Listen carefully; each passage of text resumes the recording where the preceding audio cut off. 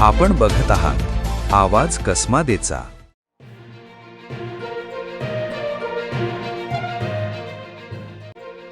नाशिकच्या सिडको परिसरातील छत्रपती शिवाजी चौक येथे असलेल्या मोरया ज्वेलर्स या दागिन्यांच्या दुकानात खरेदीच्या बहाण्याने सोन्याची अंगठी चोरण्याचा प्रयत्न करणाऱ्या एका महिलेचा प्रकार उघडकीस आला आहे।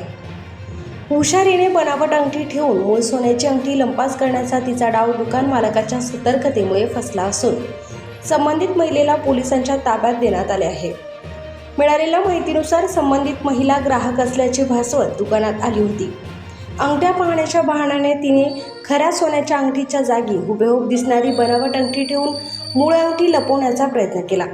मात्र दुकान मालकाला संशय आल्याने त्यांनी अंगठीची पडताळणी केली असता हा प्रकार उघड झाला।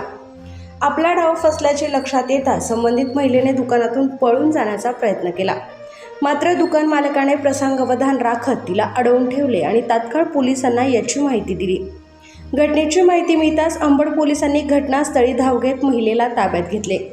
यानंतर अंबड पोलीस ठाण्याच्या गुन्हे शाखेचे सहाय्यक पोलीस निरीक्षक विलास पाडळकर, अनिल गाडवे आणि सचिन करंजे यांनी घटनास्थळी भेट देऊन पाहणी केली।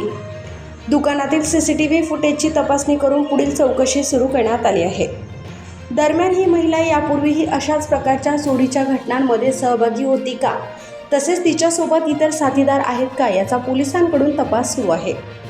CCTV फुटेजच्या आधारे तिच्या हालचालींची माहिती गोळा करण्यात येत असून अंबड पोलीस या प्रकरणाचा सखोल तपास करत आहेत। दुकानदाराच्या सतर्कतेमुळे लाखो रुपयांचे संभाव्य नुकसान टळले असून या घटनेमुळे स्थानिक सुवर्ण व्यावसायिकांमध्ये चिंता व्यक्त केली जात आहे। अंबड पोलीस ठाण्याचे वरिष्ठ पोलीस निरीक्षक जगवेंद्र सिंग राजपूत यांनी अशा हातचलाखी करून फसवणूक करणाऱ्या टोळ्यांपासून व्यापाऱ्यांनी सावध राहण्याचे आवाहन केले आहे।